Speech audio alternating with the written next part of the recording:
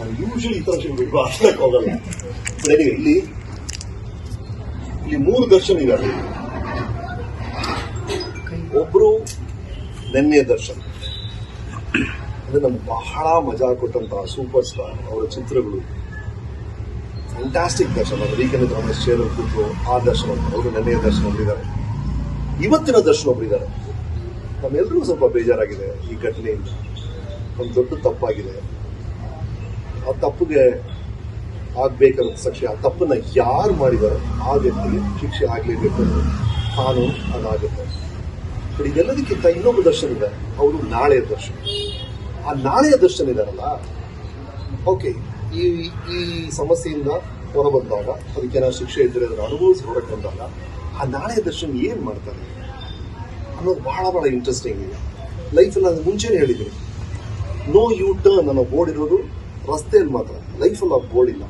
ಲೈಫಲ್ಲಿ ಯಾವ ಬೇಕಾದ್ರೂ ಯೂ ಟರ್ನ್ ಮಾಡಿ ನೀವೇನು ಬೇಕಾದ್ರೂ ಮಾಡ್ಬೋದು. ಹಾಗಾಗಿ ನಾಳೆ ಇದೆಲ್ಲ ಸಮಸ್ಯೆಗಳೆಲ್ಲ ದಾಟಿ ಈ ತಪ್ಪಿಗೆ ಆಗಬೇಕಾದ ಶಿಕ್ಷೆ ಹಾಗೆ ಆಗುತ್ತೆ. ಅದು ನಿಯಮ ಕೂಡ, ಅದು ಟ್ರೂ.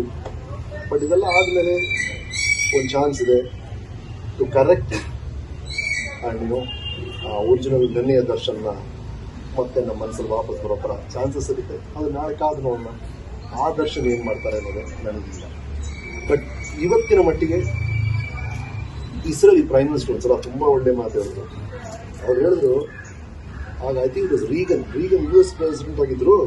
ಅವರು ನಾಜಿ ಕ್ಯಾಂಪ್ ನೋಡಕ್ಕೆ ಹೋಗ್ಬಿಟ್ಟು ಇಸ್ರೇಲಿ ಪ್ರೈಮ್ ಮಿನಿಸ್ಟರ್, ಏನು ಸರ್ ನಿಮಗೆ ಗೊತ್ತಿರೋ ವ್ಯಕ್ತಿ ಇಂಥ ತಪ್ಪು ಮಾಡಿಬಿಟ್ಟಿದ್ದಾರೆ ಅಂತ ಅವ್ರು ಹೇಳಿದ್ರು. ಗೊತ್ತಿರೋ ವ್ಯಕ್ತಿ ಒಂದು ತಪ್ಪು ಮಾಡಿದಾಗ ಗೊತ್ತಿರೋ ವ್ಯಕ್ತಿ ಆಗಿರ್ತಾನೆ. ಆ ತಪ್ಪಾಗಿರುತ್ತೆ. ಆ ಗೊತ್ತಿರೋ ವ್ಯಕ್ತಿಯ ಕಾರಣಕ್ಕೆ ತಪ್ಪಲ್ಲ ಅಂತ ನಾವು ಹೇಳಕ್ಕಾಗಲ್ಲ. ಆ ತಪ್ಪು ಅಂತ ಒಂದೇ ಕಾರಣಕ್ಕೆ ನಂಗೆ ಗತಿನೇ ಗೊತ್ತಿಲ್ಲ ಅಂತ ನಾನು ಹೇಳಕ್ಕಾಗಲ್ಲ ಅಂತ. ಆ ಥರ ಒಂದು ಬಹಳ ಇಕ್ಕಟ್ಟಾದ ಜಾಗದಲ್ಲಿ ಸಿಕ್ಕಾಕೊಂಡಿದ್ವಿ. ಓಕೆ. SS TV ಸಿನಿಮಾ ಜಗತ್ತಿನ ಕ್ಷಣ ಕ್ಷಣದ ಸುದ್ದಿಯೊಂದಿಗೆ.